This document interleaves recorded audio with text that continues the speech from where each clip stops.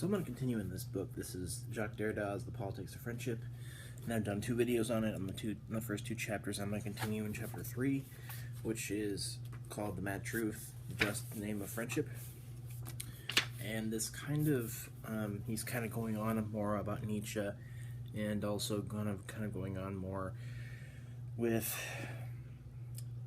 he's also kind of introducing the idea of madness with this whole, oh, my friends, there is no friend kind of thing. And I'm just going to kind of read a few things and talk about this and get more into this, because, I mean, the best way for me to explain and talk about this is to read certain passages and think about those things. So hold on, let me...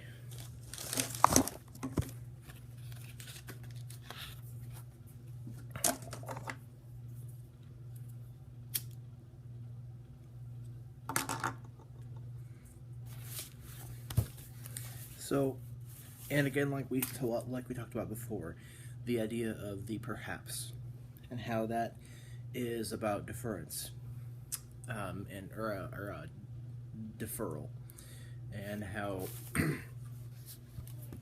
the idea of there being an actual, real sort of truth as to whether as to the political community or a friendship in general, as to there being any real truth about it.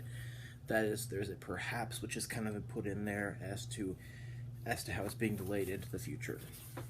Now I have 2 chapters which I've read and I'm ready to start making videos on, so you'll have to forgive me. I'll have to get back up to speed on this because I've kind of thinking more about the Phantom Friend returning, which is the 4th chapter. So you'll have to forgive me there. This is far from the only time, as we have seen, that Nietzsche associates the thought of the friend enemy or the brother enemy with madness, with a sheer madness that begins by inverting all the senses of sense into their opposites. For sheer madness is a priori inscribed in the very sense of sense. The fool is already on the premises as a guest, who would have preceded his host. He haunts him in advance. His shadow is watching in the darkness of all hospitality. Human all too human, which I have that book over there. It's a book by Nietzsche. Is a fool addressing fools, his friends the fools. So the madness is the dedication and the signature at the end. So as to kind of get an idea of what madness is here, or what he means by madness. Madness is a lot of what's going on in Derrida's philosophy in itself. He doesn't always use the term madness as he is in this chapter, but madness specifically is how concepts can be inverted, and how concepts can be turned inside out and become the opposite. How being can become non-being, and non-being become being, and how absence can become presence, and stuff like that. And how friendship can be inverted and become lack thereof, and how the political community can be depoliticized and then repoliticized. So that's kind of a bit of what madness is. Now, to understand Derrida's philosophy, you kind of have to understand madness in itself. You have to understand how there's no real truth, no real concrete, stable, fixated truth in his philosophy. And he kind of expounds on this idea, oh, friends, there is no friend, or oh, my friends, there is no friend. He kind of takes that little quip from Nietzsche and expounds on it, makes it into something really big, and kind of talks about friendship and community in the political, and basically politics itself, and inverts everything, turns everything inside out, and makes it go back and forth, and marginalizing and marginalizing. So, furthermore, the truth of friendship is a madness of truth. A truth that has something to do with the wisdom which, throughout the history of philosophy, qua the history of reason, will have set the tone of this truth, by attempting to have us believe that amorous passion was madness, no doubt, but that friendship was the way of wisdom and of knowledge, no less than of political justice.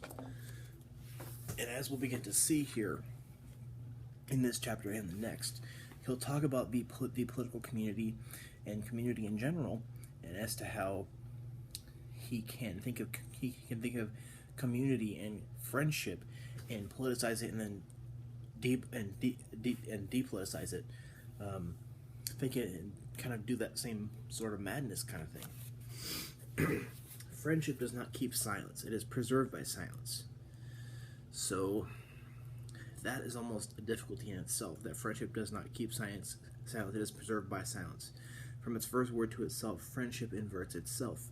Hence it says, saying this to itself, but that there are no more friends. It avows itself avowing that. Friendship tells the truth, and this is always better left unknown. So there is truth in friendship. However, not the main kind of truth that we all think about. The protection of this custody guarantees the truth of friendship. It's ambiguous truth that by which friends protect themselves from the error or the illusion of which friendship is founded. More precisely, the bottomless bottom founding of friendship, which enables it to resist its own abyss, to resist the vertigo or the revolution that would have it turning around itself. Friendship is founded in truth, so as to protect itself from the bottom or the abyssal bottomless depths. That is why friendship had better preserve itself in silence and keep silent about its truth. So, in the idea, oh my friends, there is no friend in friendship in general. There is truth, but it's better left unknown that is truth. So he's kind of in a way, and I'm kind of thinking in a way that he's sort of hinting at some sort of truth.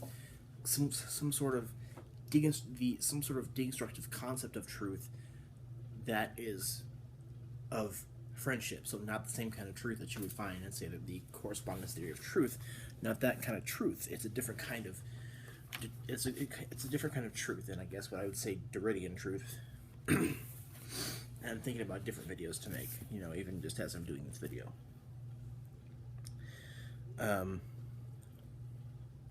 Over the abyss on the shifting ground of our friendships. How uncertain is the ground upon which all our alliances and friendships rest. How isolated each man is. That is what you will say to yourself with so much experience of misunderstandings, ruptures, hostile fleetings. So you had better keep silent about this truth of truth. The truth of truth is that the truth is there to protect a friendship that could not resist the truth of its illusion. So as you can see, if someone who doesn't know Derrida, reading this would have some issues.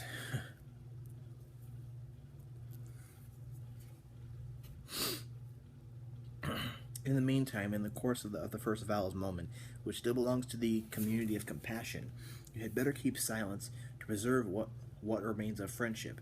And as the friends know this truth of truth, the custody of what cannot be kept, they had better keep silent together, as in a mutual agreement, a tacit agreement, however, whereby those who are separated come together without ceasing to be what they are destined to be, and undoubtedly what they more than ever are, dissociated, solitarized, singularized, constituted into monadic alterities. So there's kind of going on here in friendship, in the normal idea of friendship. There's this togetherness and many, sort of thing going on with it. And Derrida is kind of going against that, saying that friendship, there is many, however, there is isolation, there is solitude in it.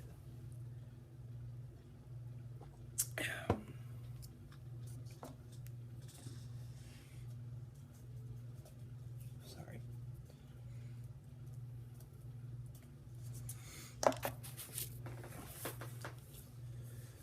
Furthermore, what is keeping silent? Keeping silent among friends in the rupture, in the interruption among them, that substitutes as it must testimony for know-how, faith for the test, fides for demonstration, the perhaps for certainty, the other forces are the same, friendship for calculation. Perhaps this is an altogether different way of thinking the among of the apprehending among friends, from within the silence of friends, and not the opposite. A particular among would be incommensurable to all others. Silence among friends will not work without laughter, and laughter bears its teeth, as does death.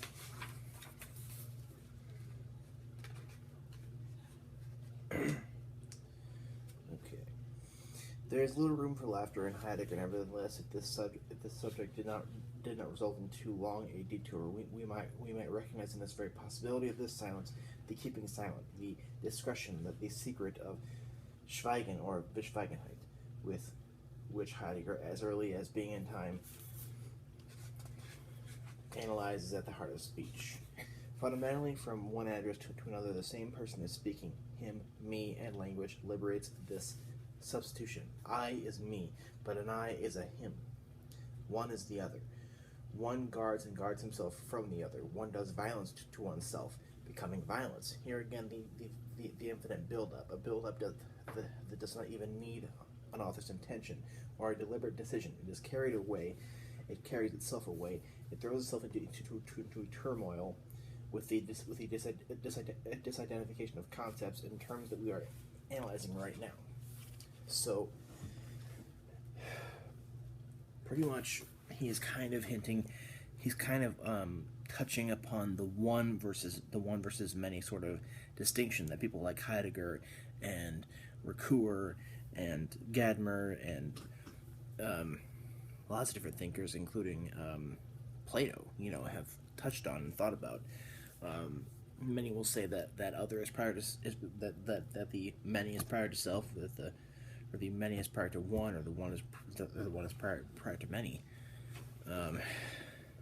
But he's kind of touching upon it, but not solving it. He's touching upon it and kind of putting his madness into that whole issue. And normally one might think the politics of friendship is going to sort of give an answer or give a possible solution to the whole political friendship one versus many sort of issue. But no, I mean, it's just it's a deconstructed look at the political or non-political community and friendship and the one versus many sort of thing. So this whole chapter is kind of about inserting that madness into the whole mix. His madness,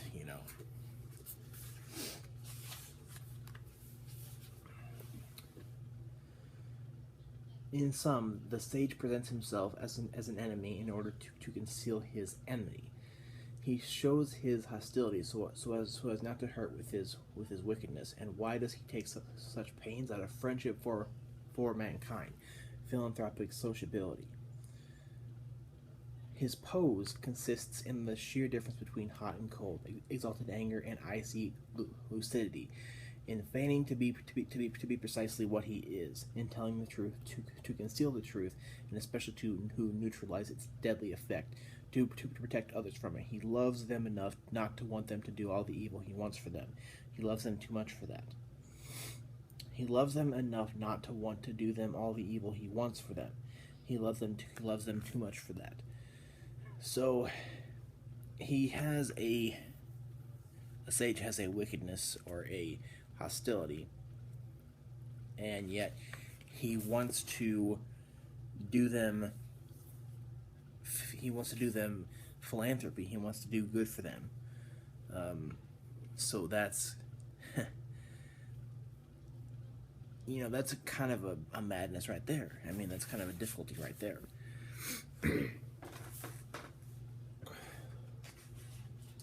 This again is a question of path, of progress along a path, of steps, gait, way of walking, rather than a question of content, for there are unconscious virtues this morality of philosophy could never admit, like visible virtues, like those that one believes to be visible. These invisible virtues follow their own course, but a wholly different course. All these lines of division. Good friendship can be distinguished from the bad only in eluding everything one believed one could recognize in the name of friendship. It commands that we abstain wisely, prudently, from all confusion, all permutation between singularities of you and me. This is the announcement of the community without community of thinkers to come. So a community without community. So we have a community along with solidarity, along with isolation. I just want to kind of think about that for a little bit. Oops, lost my place. Okay. So I guess we have a few different things. The deliberate perversion of the heritage, the opposite meaning under the same word. So how we have one word can mean one thing, but it has the opposite meaning. The restoration of a meaning perverted by its inherited tradition, or a hyperbolic buildup, and a buildup of hyperbole. So I guess I'm trying to sort of explain a little better what's going on here, but it's kind of difficult for me to explain any better than what he explained a little bit better than what he has written here.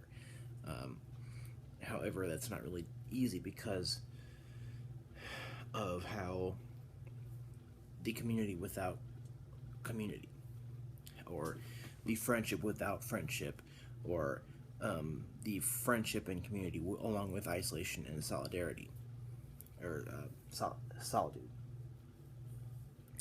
So we have the idea of truth, the idea of madness, the idea of community, the idea of singularity and solitude and isolation, all in this one big pot of concepts which are meshing with each other. How friendship meshes with enemy, enemies, and all these different converse concepts sort of just mixing up into this one bag. This logic calls friendship back to non-reciprocity, to dissymmetry, or to disproportion, to the impossibility of ever return to offered or received hospitality. In short, it calls for friendship back to the irreducible precedence of the other.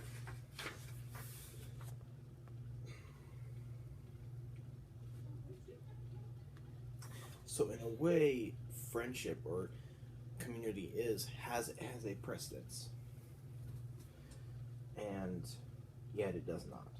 And this alienation without relation to the loss of identity, of responsibility, of freedom that is also translated by madness, this living madness which reverses, perverts, or converts good sense, makes opposites slide into each other, and knows very well in its own way what sense the best friends are the best enemies, and it's the worst. But what is needful is a new justice, just as we lack.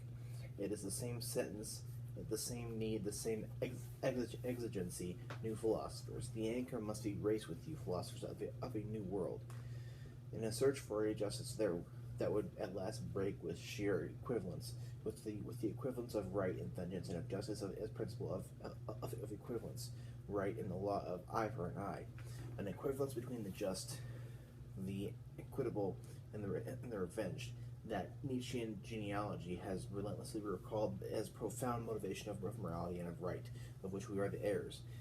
What would unequality then be? What would unequity be, which would no longer calculate this equivalence, which would quite simply no longer calculate at all, and would carry itself beyond proportion, beyond appropriation, thereby exceeding all reappropriation of the proper. So, and again, we have another, and the just name of friendship is a part of that title, and he's kind of touching upon what the concept of the just would be, of just friendship, and what is needful is a new justice. In a search for justice that would at last break with sheer equivalence, with the equivalence of right and vengeance, justice as a principle of equivalence, in the law of eye for an eye. What would inequality then be?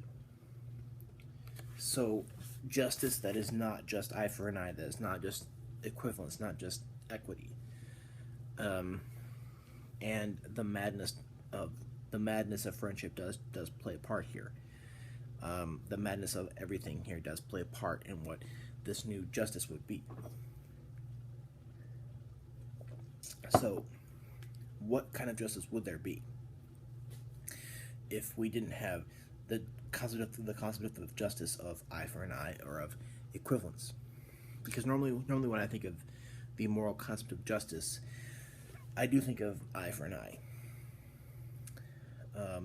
However, he's kind of still touching on the idea of a moral right and a moral wrong,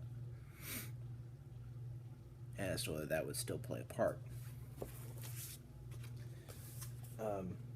What would inequality be, and what kind of morality would there be? Love wants to possess. It wants the possessing. It is the possessing. Cupidity itself is a Cupid.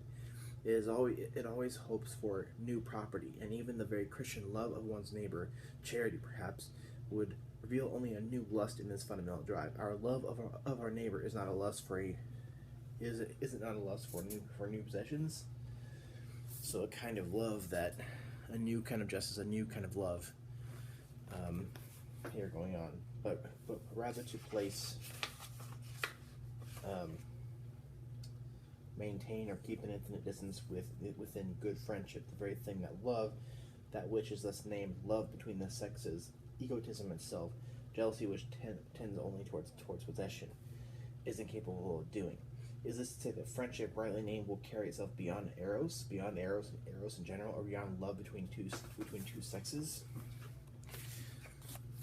So I think I want to do more a video soon about love, about the philosophy of love, and how there can be different kinds of love, and think about that a little bit. So, and again, we have another concept going on here, the concept of love.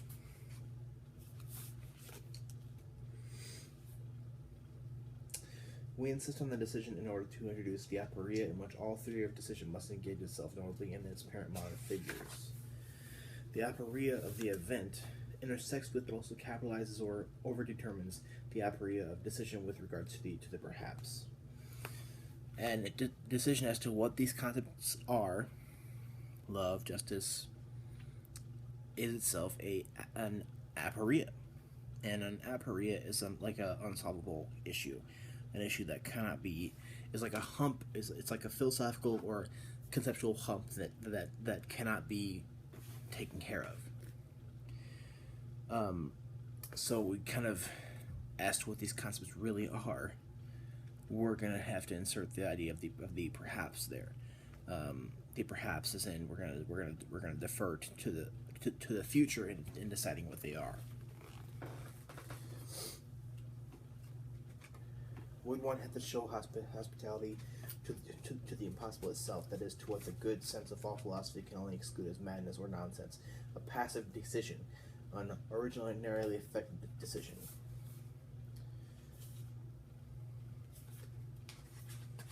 Let's see here, what else do I have? A living enemy, the friend would remain today more present and more faithful in some than under his misleading features. In the figure of the simulacrum of the unfaithful friend, there will be more attentive friendship, singular attention, and consideration, and attention full of hatred. The enemy is then my best friend. The enemy is my best friend. He hates me in the name of friendship, of an unconscious or sublime friendship. Friendship, a superior friendship, returns with the enemy. There be an enemy's fidelity. The two concepts, friend/enemy, consequently intersect and ceaselessly change places. They intertwine, as though they loved each other, all along a spiraled hyperbole. A declared enemy, a true enemy, is a better friend than the friend. Hence, every time a concept bears the phantom of the other. The enemy is the friend the enemy. So, any concept has a phantom of its opposite. A friend has the phantom of the enemy, and an enemy a phantom of the friend. and they ceaselessly intertwine and change places. So I think the idea of madness pretty much sums everything up here. So if you want me to explain something more better, which is difficult in itself, but if you would like me to try, or if you have something which is still sort of unclear to you, which you think can be cleared up among Derrida's work, comment below, let me know.